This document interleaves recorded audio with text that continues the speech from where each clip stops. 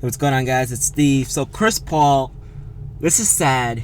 I kind of made a video about this before asking, is it possible? And I said it is possible, but thinking about it now, and this is tragic, Chris Paul will never win an NBA championship. It's one of those cases where you're sad that a player so great will never win a title.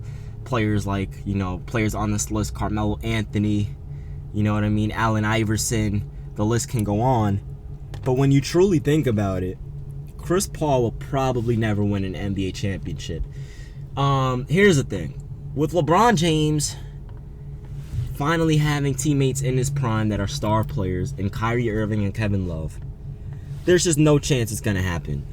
LeBron James, in my opinion, is projected to win at least 2 out of the next 3 years in the NBA Finals. The Golden State Warriors will definitely make it out of the West all 3 of those years. But the thing about it is, the only chance that Chris Paul stands of winning an NBA championship, there will have to be 2 things that go perfectly. Kristaps Porzingis develops into an NBA superstar,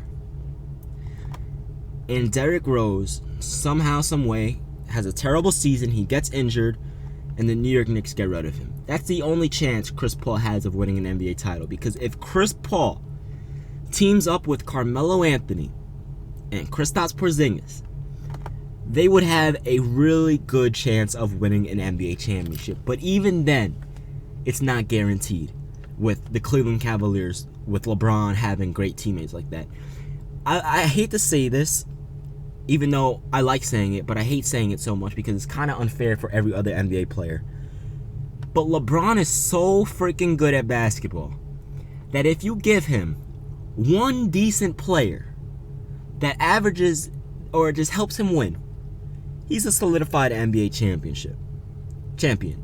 I mean, look at 2012 and 2013 when he had help. The only year, obviously, 2011 he choked, but 2012 and 2013, look what happened. 2014, look what happened.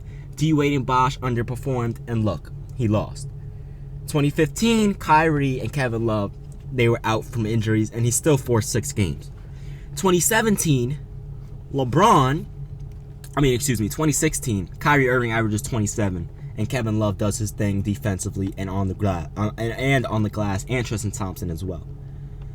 And look what happens. They come back from a 3-1 deficit.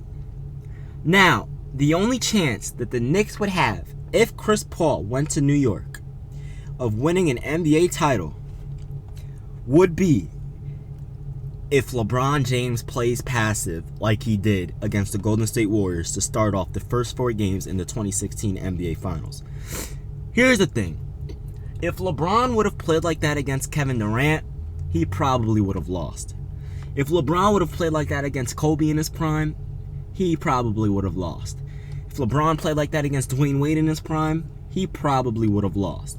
If LeBron played like that against Carmelo, he probably would have lost. Those 4 superstars are too good to allow their team to come back from a 3-1 deficit. I'm not knocking Curry. I'm not.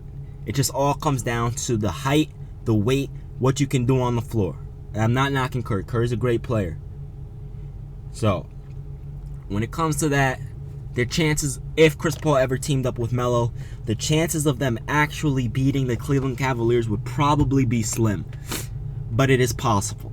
Obviously, if injuries occur, there would be a great chance that the Knicks could beat the Cleveland Cavaliers. But even then, I'm sorry for the sniffling and stuff. I have a terrible fever and I feel like crap.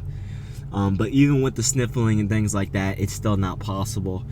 So at the end of the day, man, Chris Paul, he probably will never win an NBA championship. I apologize for the really short videos. Again, I don't feel good.